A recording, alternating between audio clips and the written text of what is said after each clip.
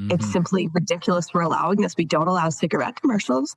We don't allow cocaine commercials, which also ruins lives. That's true. We don't. That's true. No, it's not. And I don't recommend we do so either.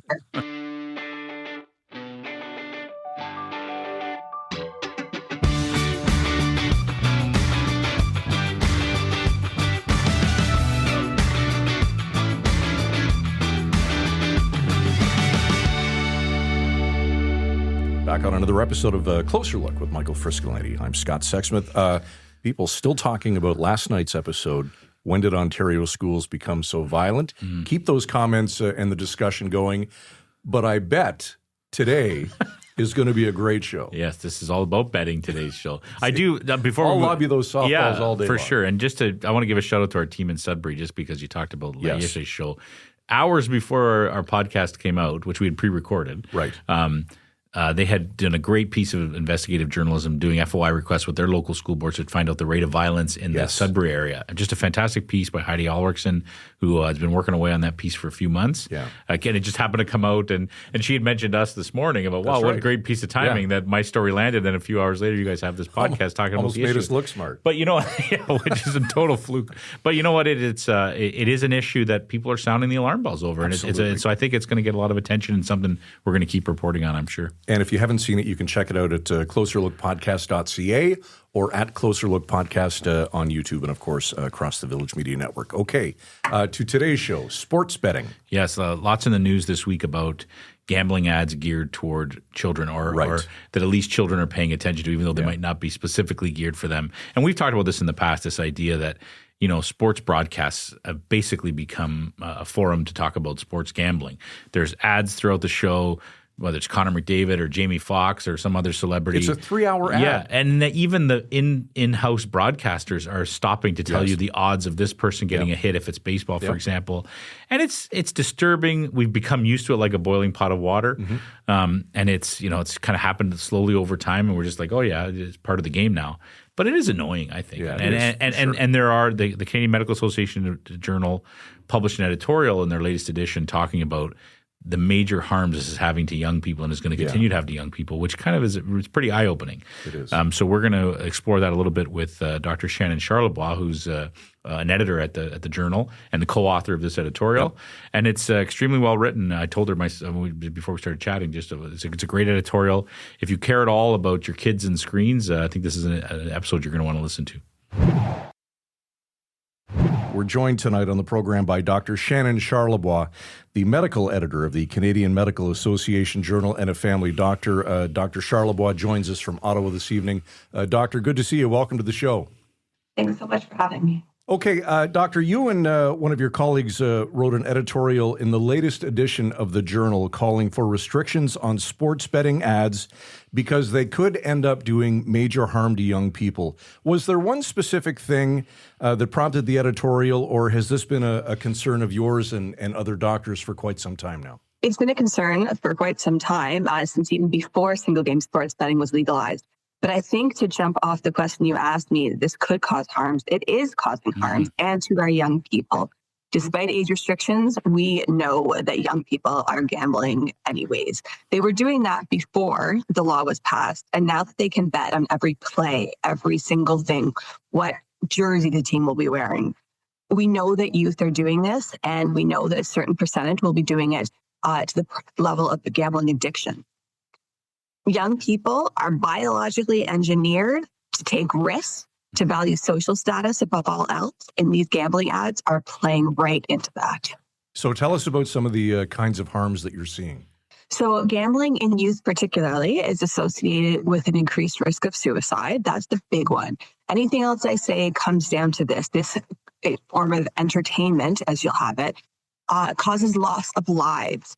And that continues into adulthood. In youth, we see a higher risk of depression, anxiety. Substance use is highly correlated with gambling behaviors, as well as theft, other areas of criminality, including assault charges, and a significant proportion of Canadian youth who are actually incarcerated endorse a history of problem gambling. Your editorial actually says this kind of advertising insidiously normalizes a harmful activity. Absolutely. Yeah, which is a great way to put it. Can you speak to that? We're now raising a generation of children suddenly, and I don't think to give anyone credit, we understood the impact when these laws were passed. But we're now raising a generation of children who associate normal sports spectatorship, sports being a healthy activity, good for the body, the mind, social interactions. They're now completely entwined in the minds of our young people with gambling behaviors, which are associated with harm. My kids, when I'm watching a hockey game with them, are as likely to comment on the odds being presented or the ads that show people at parties having fun on boats or whatever it is, as they are about the game itself. So it's seen as an augmentation of watching a sports game. And it's just absolutely ridiculous. And as a nation, I think we've had enough. It's true, right? It feels like it's been a boiling pot of water. We just kind of watched this happen in the last couple of years. But you watch any sports game now, and it seems like every half inning in the baseball game, they're telling you what the odds are of this guy getting a hit. Yep. It has just become so normalized, as you say. And kids are watching this. I'm watching it with my kids too, and you're wondering, what are they seeing? I guess what I'm wondering too, Doctor, is it has translated, because you also hear the horror stories about kids now getting on these apps that they're seeing the commercials for and using them. It's part of, you talk about social media addiction, these gambling apps are a major problem. What are you seeing in that? So with respect to the app, that's where we know a lot of this is happening. It's not the same thing as a kid walking into a casino, which has some more barriers. But a kid getting on a smartphone saying, yes, I'm 19, and borrowing their parents' credit card, that we are seeing to major financial effects on families, for one. Then teenagers get into borrowing money from places they shouldn't be borrowing it from, and we get into all of the things I've already addressed. The pathologic addiction to technology that we're seeing in our young people. There's also equivalence there. Even if you're not a sports person, you can be a gaming person. And we're seeing all these video games where they're gambling on these loot boxes, or whatever you want to call them, where they're paying for chances in video games. They're playing to enter online tournaments. This focus on the exchange of money over a smartphone at the drop of anything, 24 hours a day, kids could be doing this, and their parents won't know. The bigger problem, of course, is that, yes, this is affecting youth, but then these youth grow up. And then we're bringing in a whole other population cohort where already the fastest growing cohort of gambling addiction was in 16 to 24-year-olds in Canada. Can you imagine now that we've raised kids for the last 4 years to intertwine these two ideas, how much more dire that situation will become, and we will not have the resources to deal with it, and lives will be destroyed because of this. Doctor, let's talk about the possibility of banning the ads. Is that even on the table, or is there just far too much money at stake?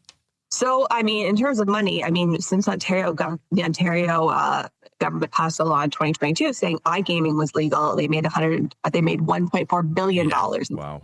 There's money on the table, especially by jurisdiction. So what we need is a federal law. Absolutely. The Bill 211 is now before Parliament. That passed its second reading in the House back in June. It is ready to go. That needs to be expedited and passed now. What that bill will do is call and allow for a federal level of regulation on the broadcasters, on the advertisers themselves, to ensure that harms to those at risk, in particular youth, are minimized. How far that will go to solve this problem, I don't know, because what we need is complete elimination of these ads from where minors will see them. Exactly. How do you minimize it? What would be a potential solution? Like, would you put fewer commercials, what would you do? So if you want to look to some comparator countries, England has whistle-to-whistle ban. It's not enforced across all sports, but at least for football, between the whistle, first whistle of the game, last whistle of the game, there can be no advertising that children are going to see. That's one strategy. I completely feel that until 9 p.m., by definition, there should be no sports betting ads. It's simply ridiculous we're allowing this. We don't allow cigarette commercials. We don't allow cocaine commercials, which also ruins lives. That's true. We don't. That's true. No, it's not, and I don't recommend we do so either. But it's just so confusing for kids that we've got to get rid of this. Ontario passed a law saying no more celebrities in ads. Within days, you had Connor McDavid on TV there saying, "Oh, well, we can game responsibly." Well, we don't do cocaine responsibly, so I don't understand how that's not just directly circumventing the law.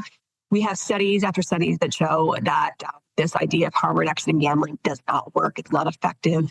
Any sort of self-imposed restrictions you place on your own apps can be gotten around within minutes. Doctor, how much blame do you put on someone like Connor McDavid, or I see Jamie Foxx doing these ads, Wayne Gretzky? What would you say to them if you had a chance? A check is a check. These people are good at what they do. What they do is hockey and not ethics. If they don't do it, somebody else will do it. I'm not impressed with them, and I would give them a good tongue lashing if I had them in front of me, but Wayne has yet to give me an audience. Have you tried? Yeah, several times. But anyways, not picking up his phone, that man. So I placing blame on individuals, I don't think will get us anywhere, although I'm all for naming and shaming at the same time. But that's not really a question that I think we can carry a lot of weight in. We need federal laws. I wonder how much, Gretzky and McDavid are great examples, right? Because, Connor, clean cut, greatest player in the league right now. Gretzky, Canadian legend.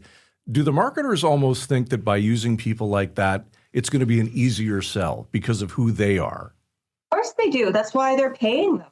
And it must be exorbitant sums of money. And I think at the end of the day, we all have to be very clear that profit is coming because the house always wins, because these companies are profiting the most off people who are having severe repercussions. They're not making money off the guy who occasionally places $5 on something. They're making money off the person who keeps gambling despite negative consequences. And I think it is incumbent ethically and morally upon individuals to recognize that. These individuals we've mentioned and others are heroes to children.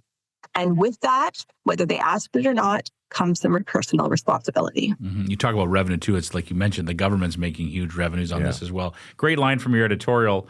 Allowing glaring and ubiquitous promotion of sports betting is a willful mortgage of Canada's future to the interests of private profit and tax revenue. Can you speak to that? So we're looking at a situation that is harming people already. It's harming children. It's harming many adults. If we have populations where in Norway, they had a 14-year record of everyone who had a sports betting addiction, a betting addiction of any kind. And the number one cause of death was suicide. These are known risks. I've seen lives destroyed. The most at risk are lower socioeconomic status individuals, poorer individuals, males in rural environments, kids who are coming from unstable homes, kids who are being bullied. We're setting up for failure along their life course, and there will be economic and social fallout from that. Increased crime is bad the last time I checked, and we know that's what this will lead to. So to do that and say, but we're making so many billions of dollars in tax profit, that will be offset completely by the harms done, both in the individual, but more importantly, perhaps, the population level. Doctor, it took decades to have adjustments and changes made to both alcohol and tobacco advertising, and it's clear that gambling is the new that. And this will likely take decades to change. Hopefully not, but it likely will. So what does a win look like from your perspective? Well, a total win would be get rid of any ads for gambling altogether on television, the same way we've gotten rid of cigarettes and we've gotten rid of Tony the Tiger. If we can overcome the mighty Tony the Tiger, how hard can the gambling corporations be? But an absolute, I'd take a draw on no ads before 9 p.m. So it's a small victory, I suppose. And what about the idea that, I guess the thing that bugs me too is I just feel like, and this is hard to speak to, but it's just ruined sports for me. Like it's the idea that some of these networks are actually named, that I'm watching the broadcast on, are named after sports betting, sports betting companies. Yeah. It's like sports, like you mentioned earlier, is supposed to be that one thing where the kids do it for the right reasons. They're engaged. They gain friendships, the competition, the idea that you learn to win and learn to lose too. All those things. It's just been hijacked by these gambling ads. Am I right on that, Doctor? Should I feel that way? Hasn't ruined it for you because you're still watching. Yeah. So as we all are, it's intertwined with their national identity. It's intertwined with all things good. So coming from an athletic family, my brother was an elite hockey player. He's disgusted by all of this. And if you want to talk about personal responsibility, you should give him a call up. He's coming on next as soon as we hang up. Oh, good. Well, we tell him to watch his mouth, that Jimmy Keith. We're no stranger to bad language, Doctor. Before we let you go, anything else about your editorial or anything else on this topic that we didn't cover that you'd like to? No, I think we've covered it all. The one thing I would add is that for parents who are not wholly responsible to be able to keep their children from doing this, because teenagers are autonomous beings, but for parents to keep an eye on that media, screen time, we're not allowing, if you can know what your kid's looking at, if you can make sure that there's no internet after 9 p.m. at bedtime, limit as much as you can that screen use, because we just don't know what the effects are going to be over the next 20, 60 years of this whole generation growing up with technology. You make a good point. I don't mean to add to that. I know that was the last question Scott asked, but as a parent, I'm feeling that same pressure. We fight that battle every day. It's hard. It's hard, right? Hard. And I feel like, I guess I want you to encourage parents out there that it's okay to fight that battle, because I feel like a lot of them have just given up. Yeah. And I have 3 kids. Nothing, I am not holding myself up to be a saint here either. But we didn't grow up with this. It's in the book, The Anxious Generation, we're doing the equivalent, this writer says, of sending our kids to Mars on a one-way trip. Mm-hmm. We don't know what this is going to do to their brains, but we know it's not good.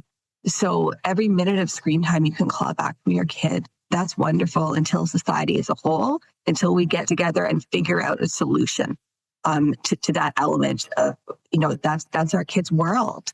And it's absolutely terrifying. All right, there's Dr. Shannon Charlebois, the medical editor of the Canadian Medical Association Journal and a family doctor, joining us from the nation's capital tonight. Doctor, good of you to spend some time with us. We appreciate it. So much fun with it. Thank you. What's funny is Dr. Charlebois was talking. I was thinking back to a couple of weeks ago. We were at a Jays game, and the younger fellas in front of us, on their phones, placing bets, not even paying attention to what's going on the field. So they're sitting at the stadium and they're not at the stadium in $80, $90, $100 seats, trying to win their money back. Could you tell what they were betting on? Were they betting on the pitch, the specific batter, probably, right? So I didn't want to look like a creeper because that's weird. I couldn't tell eyesight, the whole thing. Old age, but yeah, a lot of that. But just constantly, submit. Yeah, crazy. I've never seen a specific figure on how much the provincial government is pocketing because of all this legal gambling that's going on. But as Doctor said, it's over the $1 billion mark. It's just an exorbitant amount of money. And I guess once you start getting into those figures, you can see why you kind of let some things go. But it is a big concern. And you hate to be always sounding the alarm saying, yeah, but the young people, it's gonna really ruin the young people. You don't like to always be saying the same thing. But the reality is, it is impacting young people, right? Of course it is. They are, they're using these apps. They're betting money they don't have, right? And it's causing some serious damage. And they're seeing it in their doctor's offices. They're having families come in and talk about the damage that's being done by these apps. And, I'm torn about it too, because I'm not one to, pass judgment on Connor McDavid or Jamie Foxx or whoever else is doing these commercials. No. It's a free world. Free economy, capitalist country. You want to make money doing that kind of stuff, you're free to do it.